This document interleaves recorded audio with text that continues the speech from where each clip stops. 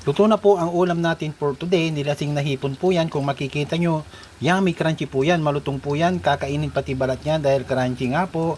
So kung gusto nyong malaman kung paano natin ito niluto, panoorin po yung video hanggang sa dulo. Tara, luto na tayo. Magluluto na naman po tayo. Nilasing na hipon po ang ating iluluto ngayon. Pero hindi, ibababad muna natin ito sa gin. Ito po yung hipon. Ayan. Walang apoy ito. Walang apoy. Dito lang tayo kasi nandito yung tripod natin. Naka-steady na siya. No? So, lalagay na natin ang gin. Alam niyo naman siguro kahit anong klaseng gin. Basta gin.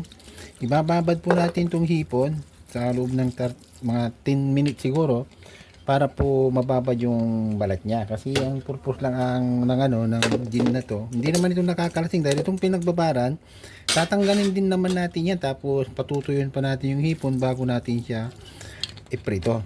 So, ganyan lang po yan. Kumain lang kanya, hindi po ito nakakalasing kasi tatanggalin din naman natin yung gin dyan. Saka ang purpose lang yan sa aking experience, yung gin na yan, pampalutong lang ng balat ng hipon para magiging crunchy siya pagkakainin natin. Tinutunan natin ito ng mga espada sa dulot kasi pag naging crunchy po yan, baka matusok yung ating bibig. So, ganun lang po yun. Wala na pong iba kundi hindi nakakalasing talaga yan. Hintayin na lang natin ng 10 minutes bago natin ito i-drain para mawala yung gin.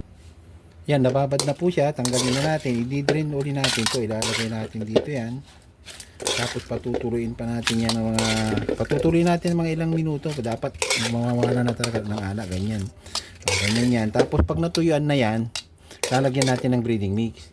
I-roll natin sa breeding mix. So, patuyin muna natin, i-drain muna natin. Na-drain na po yung hipon. So, na-drain na. Wala na yung sabaw niya. Tinanggal ko na. Lalagyan natin ngayon ng crispy fry. Para yan ang pampalasa niya. Tapos niyan, saka tayo nagpainit ng mantika para natin Ayan. Pag na-cover na natin lahat yan, pag kulang, dagdagan natin. Pero okay na siya. Kaya natin pinatuyo para kakapit yan na hindi siya nagiging basa. Kasi pag hindi tuyo yung hipon, naging basa yan pangit. So okay na po yan. Magpainit tayo ng mantika para maiprito na natin. Yan, mainit na po yung mantika. Maglalagay na tayo ng hipon. Hindi po sabay-sabay, pakunti-kunti lang para hindi sila magkadikit-ikit. Pag hiwalay-hiwalay natin sila kasi malalaki yung hipon. Dapat talaga maliliit. Kung wala tayong maliliit, ito na lang malalaki. Mas maganda kasi sa nilasing yung maliliit talaga para madaling maluto yung yung balat niya magiging crunchy agad. So wala tayong maliliit. Pagtikan na lang natin yung malalaki. Parito na. Ito na. Mas maganda talaga pag maliliit. Yan. Hintayin na lang natin maging crunchy yung balat niyan. Magiging crunchy kasi ang balat niyan para makain natin lahat. Pag hindi pa crunchy, hindi pa natin pwedeng tanggalin kasi hindi na siya nilasing. Di babalatan natin. Sayang po yung balat. Ang purpose kasi ng gin para lumutong yung balat. So, antayin natin at mamaya-maya na yan. Lulutong.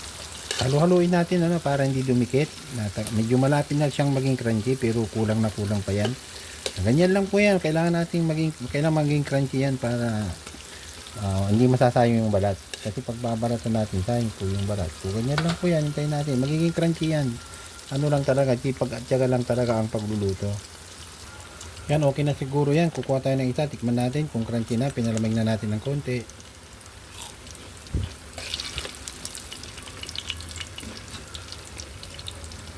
Yan, kulang pa ng konti pero medyo crunchy na siya, no?